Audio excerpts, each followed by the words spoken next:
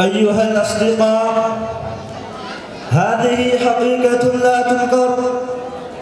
إن اللغة العربية لغة قديمة، وإنها كانت على منزلة عالية في فترة قديمة، وعليها في مرحلة راهنة ما نزلت عن مكانتها قط، بل تترقى شيئا فشيئا حتى أصبحت اليوم لغة عالمية.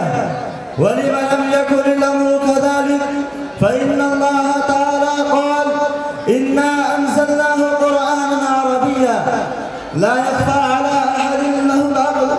إن الله يحافظ القرآن إلى أن تقوم الساعة، كما قال: إنا نحن نزلنا الذكر وإنا له لحافظون.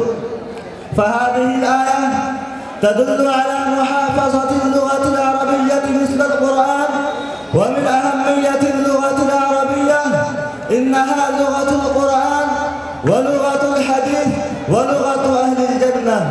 فلذلك أدعو التلميذ البارع في هذه المدرسة مطيع الله أن يتفضل ويخطب حول موضوع القبر.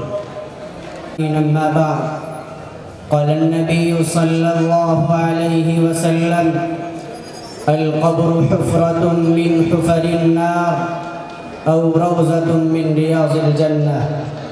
رئيس الحفلة والمستمعون الكرام والحاضرون الأجلة، أريد في هذه الحفلة المباركة البهيجة أن ألقي عليكم كلمات عديدة حول الموضوع القبر حفرة من حفر النار أو روزة من رياض الجنة.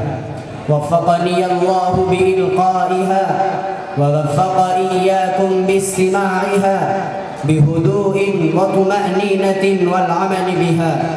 أيها الحاضرون، إن هذا العالم الذي ولدنا فيه وبه نشأنا وترعرعنا وشببنا وهرمنا وعملنا فيه عملا صالحا وآخر سيئا حسب استطاعنا، ولا نزال نعمل ما دام بنا الحياة الفانية المستعارة حتى يأتينا اليقين.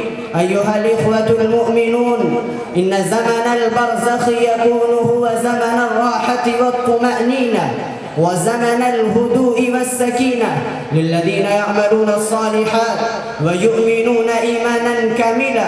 يوسع لهم القبر وينور ويستريحون فيه ويتنعمون بالراحة والهدوء وينامون فيها كعروس جديدة. والذين لم يؤمنوا أو آمنوا ولكن لم يعملوا فيظلم عليهم القبر ويضيق ويسلط عليهم الحيات والعقارب تلدغهم وتلسعهم. وقد أشار النبي صلى الله عليه وسلم إلى هذه الحقيقة ونبههم عليها فقال: القبر حفرة من حفر النار أو روزة من رياض الجنة. أيها الإخوة الفضلاء، إن الزمن الذي يأتي على الإنسان بعد موته إلى قيام الساعة يقال له البرزخ. والبرزخ لغة الستر والحجاب، لأن ذلك الزمن يكون سترا بين الدنيا والآخرة، لذا يقال له البرزخ. وإن الزمن الذي يأتي على الإنسان بعد قيام الساعة يقال له عالم الآخرة، كما يسمى يوم الدين ويوم الجزاء وغيره. ذكرت أمامكم ثلاثة أنواع من العالمين: عالم الدنيا وعالم البرزخ وعالم الآخرة. ولأن موضوع خطبتي اليوم هو عالم البرزخ، لذا أريد أن أبين لكم حقيقته بصراحة مع الإيجاز في ضوء الكتاب والسنة. أخيرا ندعو إلى الله تعالى: اللهم انصرنا وأعطنا سعادة الدارين، واحفظنا من عذاب البرزخ، وأكرمنا بنعمك في الآخرة، ولا تحرمنا من رؤيتك في الجنة يا أرحم الراحمين ويا أكرم المكرمين. أكتفي بهذه الكلمات وآخر دعوانا أن الحمد لله رب العالمين.